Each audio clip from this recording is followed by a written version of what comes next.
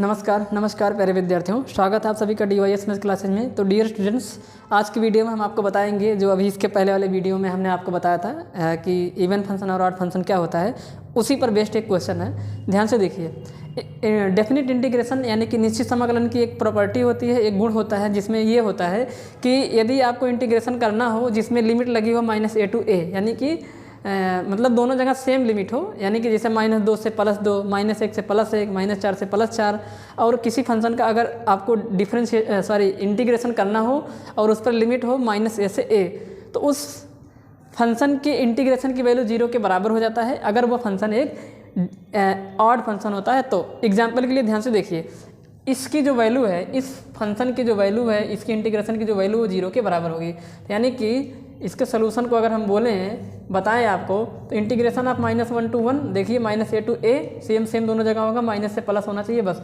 Sign की power 5x into cos की power 5x, sine की पावर 5x इंटू कॉस की power 4x dx equal to 0 हो जाएगा। क्यों 0 हो जाएगा? क्योंकि ये जो फंक्शन fx है, because this function fx is odd function. अब हमें कैसे मालूम ऑड फंक्शन है? हम आपको दिखा देते हैं कि ये ऑड फंक्शन है। देखिए ध्यान से सुनिए, आपका जो फंक्शन है fx वो क्या है? आपका फंक्शन fx जो है वो है साइन की पावर 5x इंटू कास की पावर 4x। आप जानते हैं कि साइन जो होता है, साइन एक ऑड फंक्शन होता है। इसका मतलब है कि ये माइनस के बराबर आएगा और ये इवन फंक्शन ये प्लस के बराबर आएगा, और उन दोनों को जब मल्टीप्लाई किया जाएगा तो वो माइनस में आ जाएगा। खैर, हम आपको पूरा बता देते हैं। आपको अभी सिखाया था कि किसी भी फंक्शन में इवन या ऑड देखने के लिए x की जगह पे -x रखिए। अगर x की जगह पे -x रखने से fx -fx के बराबर आ जाता है तो वो एक ऑड फंक्शन होगा। अगर x के स्थान पे -x रखने से वही वापस से फंक्शन fx ही आ जाता है तो एक इवन फंक्शन हो जाएगा। तो पुट कर देते हैं, पुट करके चेक कर लेते हैं। Put x equal to -x in given function में आप पुट कर दीजिए। तो आप जैसे ही पुट करेंगे f -x is equal to sine की पावर 5 -x इंटू कास की पावर 4 -x।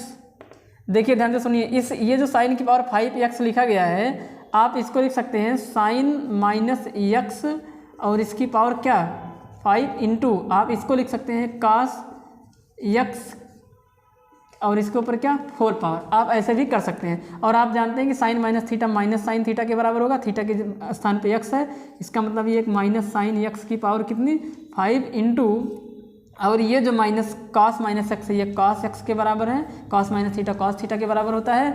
तो इसका मतलब है कि इसकी पावर मतलब ये प्लस में आ जाएगा। अब माइनस की पावर अगर एक ऑड नंबर होती है तो वो माइनस आ जाती है। इसका मतलब ये आ जाएगा माइनस साइन x इंटू, ये तो प्लस है ही, इंटू में मतलब ये साइन की पावर ये माइनस में ही आएगा।